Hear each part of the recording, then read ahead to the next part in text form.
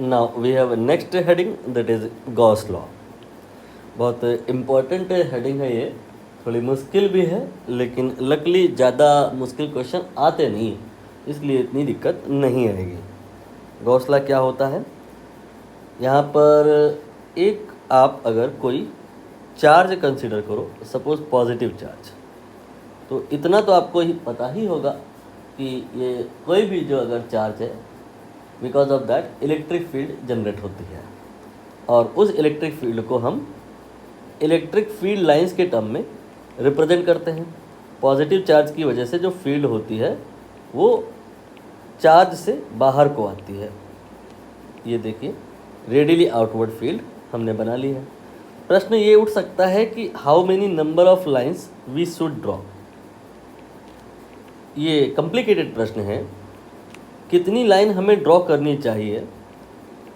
हमें ड्रॉ करना चाहिए, अगर ये जो चार्ज 1 कूलम का है और इसके अराउंड जो मीडियम है, most of the time medium जो होता है वो वैक्यूम होता है। चार्ज अगर 1 कूलम का है, मीडियम अगर वैक्यूम है, तो हमें कितनी नंबर ऑफ लाइंस ड्रॉ करनी चाहिए?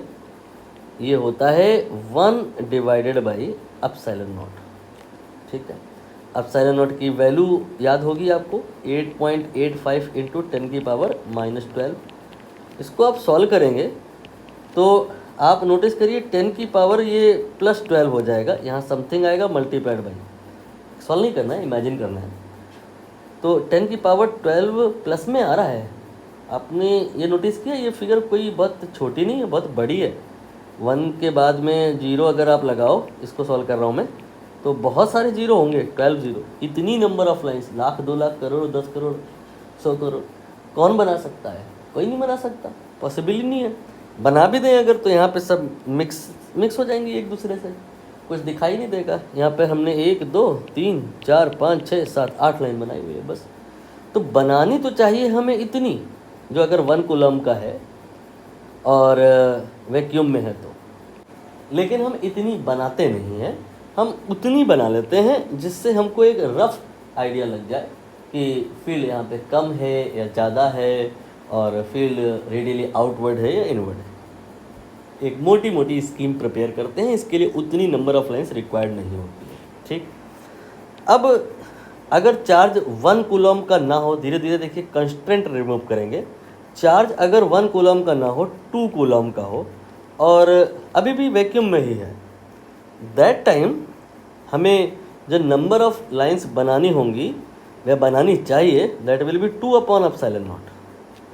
जो अगर 3 कूलम का चार्ज हो और चार्ज वैक्यूम में ही है अभी, तो हमें 3 upon epsilon not number of lines draw करनी चाहिए। अब अगर हम जनरलाइज करते हैं, Q कूलम का चार्ज है और वैक्यूम में रखा हुआ है, तो Q बाई एप्सिलॉन नॉट इतनी number of field lines we should draw, but we will not draw because not possible practically. अब यहाँ पे हम दूसरा कंस्ट्रेंट रिमूव करेंगे। यहाँ पे सब जगह देखो मैंने वैक्यूम ही ले रखा है। अब हम मान के चलेंगे कि ये आपका जो चार्ज है 1 कूलम का, ये आपका वैक्यूम में था, तो 1 बाई एप्सिलॉन नॉट आपने नंबर ऑफ लाइंस बनाई, 1 कूलम का ही चार्ज है, लेकिन ये आपका किसी मीडियम में है।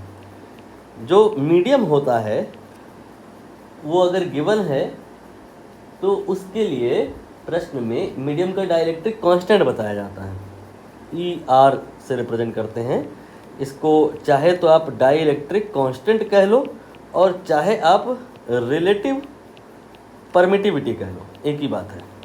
Medium is characterized by its either dielectric constant और रिलेटिव परमिटिविटी। दैट टाइम जो नंबर ऑफ लाइंस बनेंगी will be 1 by epsilon not, नहीं 1 बाई एप्सिलॉन। दो बातों में अंतर आ गया, ये यहाँ से थोड़ा सा समझना मुश्किल हो रहा होगा। एप्सिलॉन नॉट और एप्सिलॉन, इनमें क्या कोई अंतर है? एप्सिलॉन नॉट ये भी परमिटिविटी है और एप्सिलॉन ये भी परमिटिविटी है। ये एप्सिलॉन के आगे 0 लिख दिया तो ये परमिटिविटी हो गई स्पेसिफाइड फॉर वैक्यूम।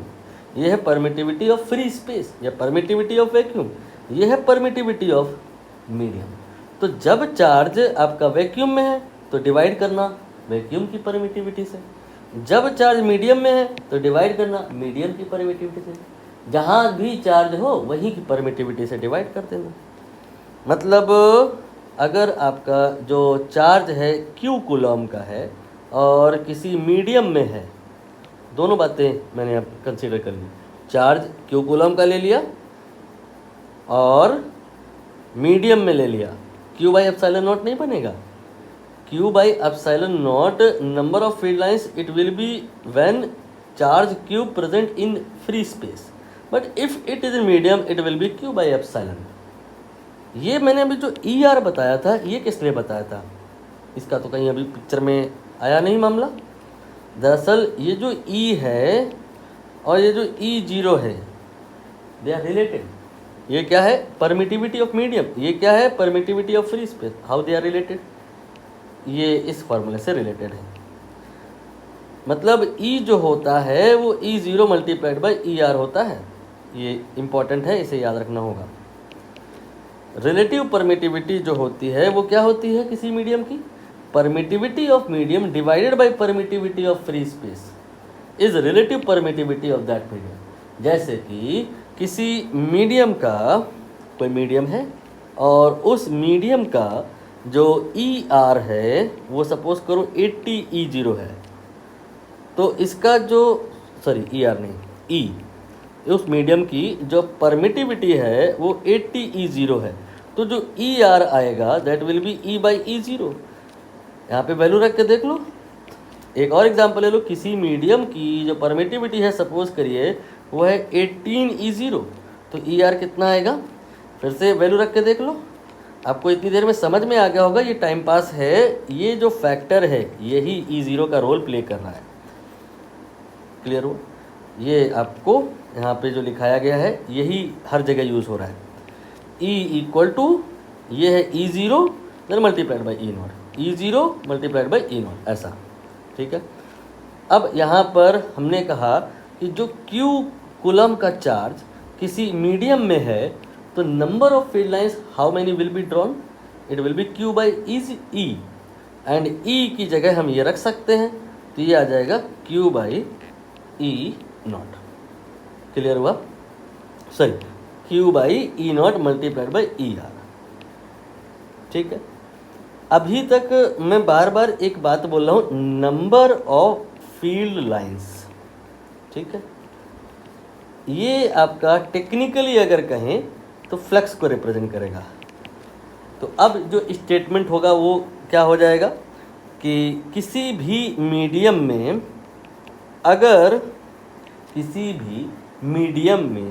अगर Q कूलम का चार्ज रखा है तो उससे कितना फ्लक्स निकल करके बाहर आएगा या कितनी नंबर ऑफ फील्ड लाइंस बाहर आएंगी, Q divided by E0 ER।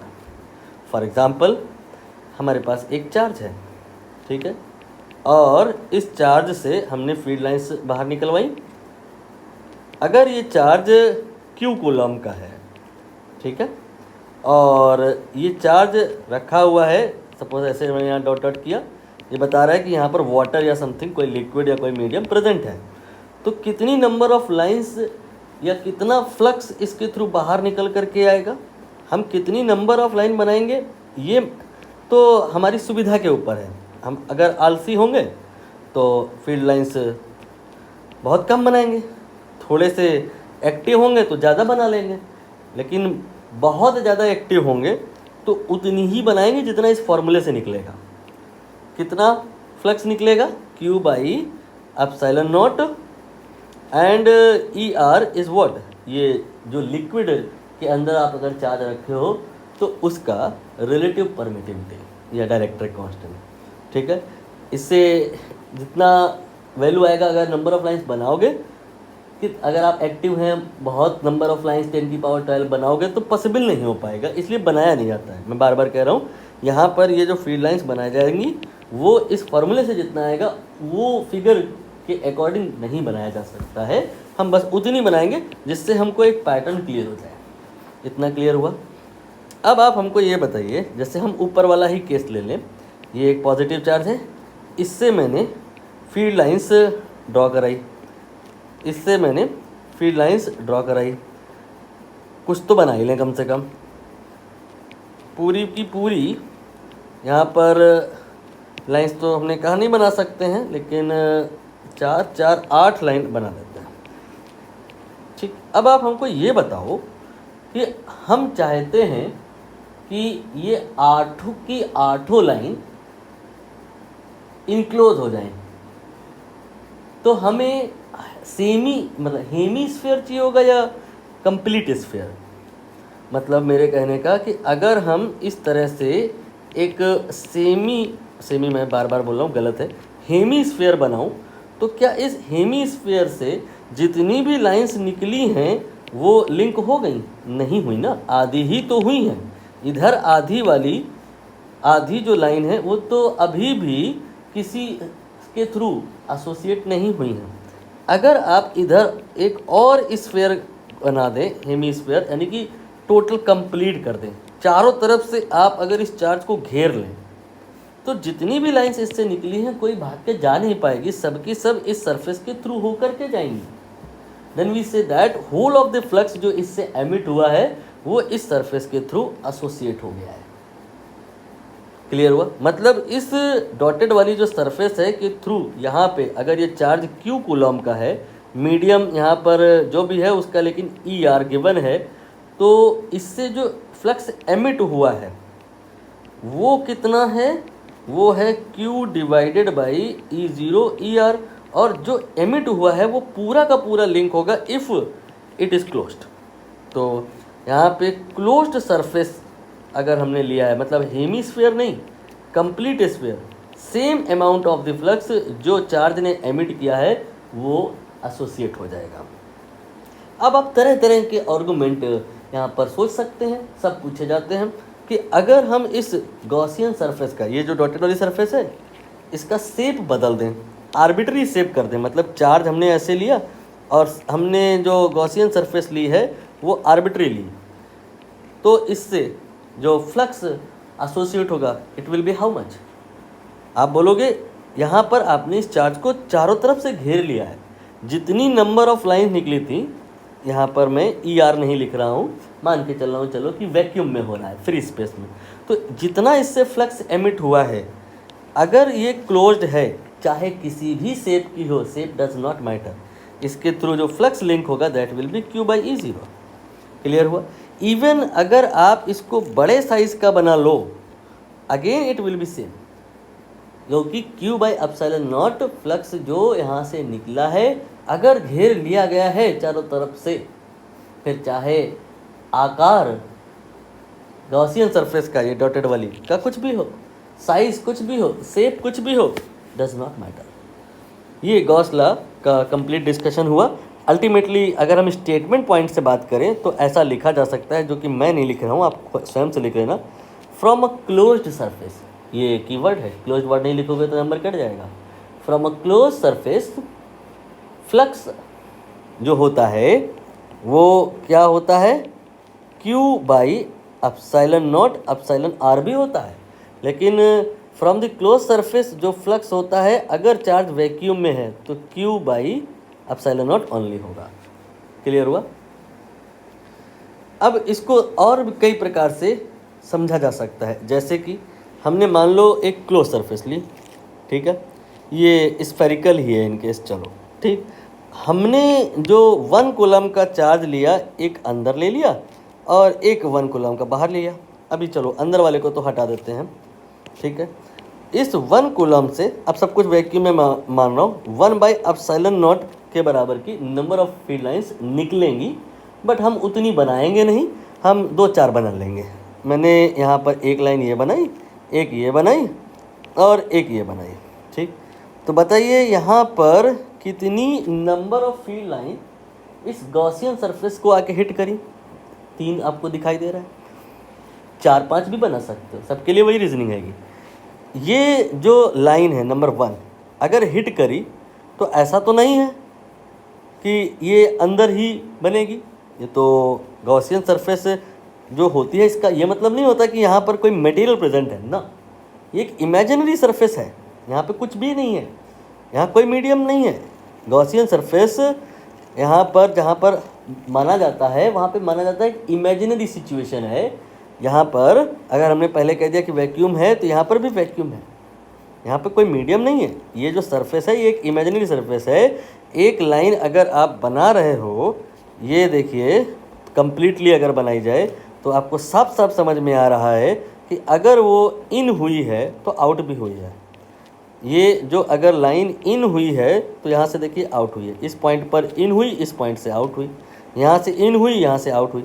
तो 1 2 3 4 जितनी बना लो आप, जितनी नंबर ऑफ फीड लाइंस यहाँ पर इन होंगी इस सरफेस पे उतनी ही आउट होंगी। क्या अगर इस चार्ज को हम अंदर एज्यूम करते तो यही सेम रीजनिंग आती? नहीं। आप अगर इससे एक लाइन कोई बनाओ तो देखिए निकल गई बाहर, ये इस पॉइंट पर से बाहर निकल गई, ये इस पॉइंट पर से बाहर निकल गई, लेकिन वापस कभी नहीं आई लौट के। मतलब बाहर के चार्ज के through number of feed lines जितनी इन होती हैं उतनी आउट हो जाती हैं, इसलिए इन टोटल कोई फ्लक्स नहीं होता। तो क्लोज सरफेस के पॉइंट से अगर हम बात करें तो क्लोज सरफेस पे जो फ्लक्स होता है वो Q/ε0 होता है। Q जहाँ पे कौन सा चार्ज है? वो अंदर का चार्ज है, इनसाइड, क्योंकि बाहर के चार्ज का जो फ्लक्स होता है वो ज़ीरो होता है। जितनी नंबर ऑफ फीड लाइंस यहाँ पर आप इन करा रहे हो उतनी ही आउट भी हुई हैं। सो बाहर के जितने भी चार्जेस हैं will not contribute any flux. Clear हुआ? अब यहाँ पर बेस्ड ऑन दैट क्वेश्चन कर लेते हैं। जैसे कि सबसे पहले यही क्वेश्चन ले लेते हैं, if the net flux through a close surface is 0 then we can infer what. कह रहे हैं कि क्लोज सरफेस के थ्रू फ्लक्स 0 है। इसका क्या मतलब है? ये 1 कूलम का जो चार्ज अगर हम बाहर माने तो क्या होगा? जितनी फीड लाइंस इन होंगी उतनी आउट होंगी और फ्लक्स 0 आ जाएगा। मतलब चार्ज बाहर है जो है, अंदर कोई चार्ज नहीं है। अंदर अगर सरफेस में चार्ज है तो फिर फ्लक्स 0 नहीं हो सकता। तो what we can infer, no net charge is enclose by the surface. इसके अंदर कोई चार्ज नहीं है। ये ए ऑप्शन जो है ये सही हो गया। बी और सी और डी ये भी रीड कर लेते हैं, uniform electric field exist with in the surface. क्या ये सही है? सोचिए ध्यान से। कह रहे हैं कि net electric flux through the surface is 0। इसका क्या मतलब है? ए ऑप्शन तो समझ में आ गया। दूसरा बी ऑप्शन की मैं बात कर रहा हूँ, uniform field exist with in the surface. ये स्ट्रॉन्ग क्वेश्चन है, ये मतलब मुश्किल पड़ जाएगा समझना। हालांकि आंसर पहले आ गया है तो लोग इस पर ध्यान नहीं देते हैं, इसलिए इतना स्ट्रॉन्ग रीजनिंग यहाँ पे लोग नहीं लगाएंगे, लेकिन ज़रूरी है जानना। ये देखिए मैंने जो बनाया है ये यूनिफॉर्म फील्ड है। यूनिफॉर्म फील्ड समझते हो क्या होता है? लाइंस जो बनेंगी वो पैरेलल बनेंगी और इक्विडिस्टेंट बनेंगी। यहाँ पे शायद लग नहीं रहा है ये लाइन, लेकिन आपने पैरेलल माननी है और इक्विडिस्टेंट माननी है। यूनिफॉर्म फील्ड है। 3 लाइन देखिए आ रही हैं और 3 ही बाहर जा रही हैं, तो जितना फ्लक्स इन हो रहा है उतना ही आउट हो रहा है। इन टोटल फ्लक्स कितना हो गया? 0 हो गया। इस सिचुएशन में अंदर कोई चार्ज नहीं होगा। यहाँ पर क्या है? इस सिचुएशन में भी वही है। 3 लाइन देखो इन हुई है, 3 लाइन आउट हुई है, लेकिन अंतर है क्या कि यहाँ फील्ड यूनिफॉर्म है और यहाँ फील्ड यूनिफॉर्म नहीं है। तो फ्लक्स 0 है, यहाँ भी फ्लक्स 0 है, यहाँ भी। वैसा वर्षा नहीं कर सकते आप। वैसा वर्षा मतलब कि अगर फ्लक्स 0 है इसका मतलब ये नहीं कि फील्ड यूनिफॉर्म होगी। फील्ड यहाँ यूनिफॉर्म है, फ्लक्स 0 है, लेकिन flux 0 does not mean field uniform होगी, क्योंकि यहाँ भी तो फ्लक्स 0 है। अंदर कोई चार्ज नहीं मैं मान के चल रहा हूँ। बाहर अगर 1 कूलम का चार्ज ऑनली आप रख के चल रहे हो तो उसकी वजह से जो फील्ड जनरेट होती है वो नॉन यूनिफॉर्म होती है और उसकी वजह से इस सरफेस पर कोई फ्लक्स एसोसिएट नहीं होता है। तो 0 फ्लक्स डज नॉट इन्फर कि उस गॉसियन सरफेस के अराउंड यूनिफॉर्म फील्ड है। नॉन यूनिफॉर्म फील्ड में भी संभव है कि जो फ्लक्स होगा वो 0 होगा। तो बी ऑप्शन यहाँ पे रॉन्ग हो गया। टफ बात थी ये थोड़ी सी, इनफैक्ट जी एडवांस तक के लेवल पर इम्पॉर्टेंट है। Electric potential varies from point two point inside the surface. ये वाले पॉइंट को हम लेटर ऑन कवर कर लेंगे, क्योंकि अभी पोटेंशियल का कंसेप्ट हो सकता है आपको ना पता हो। बाकी डी वाला तो समझ में आ रहा है, charge is present inside the surface, ये तो संभव नहीं है। अगर inside the surface charge present हुआ then definitely we can say that flux through the Gaussian surface, flux through the closed surface will not be zero. Now इस वाले को आप देखिए, यहाँ कह रहे हैं एक इलेक्ट्रिक डाइपोल है जिसमें दो चार्ज होते हैं, you all know, plus Q and minus Q. ये माइनस क्यू हो गया, ये प्लस क्यू हो गया। ये दोनों चार्ज आपने मान लेते हैं एक रॉड ली और उसके दोनों एंड पे फिक्स कर दिया, ये इलेक्ट्रिक डाइपोल हो गया। और ये आर डिस्टेंस पे सेपरेटेड है एंड कह रहे हैं kept symmetrically at the centre of an imaginary sphere. एक इमेजिनरी स्फीयर ये लिया गया। मैंने आपको अभी बताया गॉसियन सरफेस कोई एक्चुअल वहाँ मटेरियल नहीं प्रेजेंट होता है, एक्चुअल कोई सरफेस नहीं होती, वो एक इमेजिनेशन होता है कि अगर यहाँ पर जहाँ पर मैंने डॉटेड डॉटेड बनाया कोई स्फीयर लिया जाए तो उसके थ्रू फ्लक्स कितना होगा। आगे रीड करते हैं, आर ग्रेटर देन आर, मतलब ये जो है ना स्फीयर, इसका जो रेडियस है यहाँ से लेकर के यू कैन से यहाँ तक, एम से लेकर के ये मिड पॉइंट है ए बी का, पी तक का जो दूरी है वो कैपिटल आर है। देख लो ये स्मॉल आर से ज़्यादा है, ये बहुत छोटा है, ये बड़ा है। एक और कहा गया कि another point charge Q also kept at the centre of this sphere. यहाँ पर एम पॉइंट पर प्लस क्यू रख दिया आपने, ठीक है। Net electric flux coming out of this sphere बताना है। तो यहाँ पर आपको फ्लक्स लिखना है, Q बाई एप्सिलॉन नॉट होता है, और Q जो होता है वो इनसाइड का चार्ज होता है जो अंदर है। अब यहाँ तो सारे ही अंदर हैं, तो ध्यान रखो इनसाइड का नेट चार्ज होता है। इनसाइड का नेट चार्ज मतलब जितने भी हैं वो सारे जोड़ दो, माइनस क्यू प्लस क्यू, इसको और इसको और इसको सबको जोड़ दो, divided by epsilon not. Epsilon R भी होता है यहाँ पे, ये भी होता है यहाँ पे, लेकिन ये मैं नहीं लिख रहा हूँ क्योंकि अनलेस बताया ना जाए आपने मान के चलना है everything is in free space या वैक्यूम। तो ये आपका Q बाई एप्सिलॉन नॉट आ जाएगा। ये रहा आंसर, ठीक ना। देखिए दूसरा question, electric flux emerging out from 1 coulomb. ये तो बहुत आसान सी बात हो गई, मैं उतनी देर से यही बता रहा हूँ। ऑप्शन ए हो गया। मैंने कहा अनलेस बताया ना जाए ये वैक्यूम में मान के चलेंगे, फ्री स्पेस में मान के चलेंगे, अदरवाइज 1 कूलम के थ्रू जो फ्लक्स बाहर आता है वो तो इतना भी हो सकता है, ये भी सही है, लेकिन ये मीडियम में। यहाँ पर अगर हम नहीं देख रहे हैं कि प्रश्न में कुछ दिया है तो मान के चलेंगे फ्री स्पेस में, फिर ये नहीं कंसिडर करेंगे, 1 बाई एप्सिलॉन नॉट रहेगा। फिर आखिरी में एक और क्वेश्चन है कि electric flux through a closed Gaussian surface depends on. ये गॉसियन सरफेस के थ्रू जो फ्लक्स है ना वो कौन कौन सी चीज़ों पे डिपेंड कर रहा है। पहला देखिए, net charge enclosed and permittivity. यहाँ पर मैंने कहा कि ये होता है Q divided by epsilon not epsilon R. ये फ्लक्स का फॉर्मूला है जो Q चार्ज के थ्रू बाहर निकल करके आता है, और अगर सरफेस क्लोज है, आई मीन गॉसियन सरफेस, तो उसके थ्रू ये पूरा घेर लिया जाता है और इनक्लोज हो जाता है। तो ये दो चीज़ों पे डिपेंड कर रहा है, जो चार्ज इनसाइड है और दूसरा परमिटिविटी, ER, रिलेटिव परमिटिविटी कह सकते हैं। इस पूरे को अगर कहें तो Q बाई E कह देंगे, तो Q और E इन दो पर डिपेंड करता है। तो net charge and permittivity A option में है, ये सही हो जाएगा। ओनली नेट चार्ज ये गलत है, ये ओनली वर्ड की वजह से ये गलत हो गया। ओनली परमिटिविटी ये ओनली वर्ड की वजह से ये भी गलत हो गया। और यहाँ पे एक लिखा है ये वाला size of the Gaussian surface, इसकी वजह से भी गलत हो गया। What ever the size of Gaussian surface, what ever the size of surface, if surface is enclosed, मतलब उसका ये है कि उसने जितनी भी फील्ड लाइन निकाली थी उस चार्ज ने जो सेंटर पे था, घेर लिया है। यहाँ पे इस चार्ज से जितनी भी लाइन निकली है, अगर उसको घेर लिया है, चाहे छोटी सरफेस हो चाहे बड़ी, उसके थ्रू फ्लक्स इक्वल आएगा, वही आएगा, सेम आएगा। तो साइज पे डिपेंड नहीं करता है, इस वजह से ये ऑप्शन ये भी गलत है। ओनली ए ऑप्शन करेक्ट होगा। गॉस लॉ पर बेस्ड जितने क्वेश्चन थे सारे के सारे कवर हो गए हैं। अब नेक्स्ट हेडिंग में नेक्स्ट वीडियो में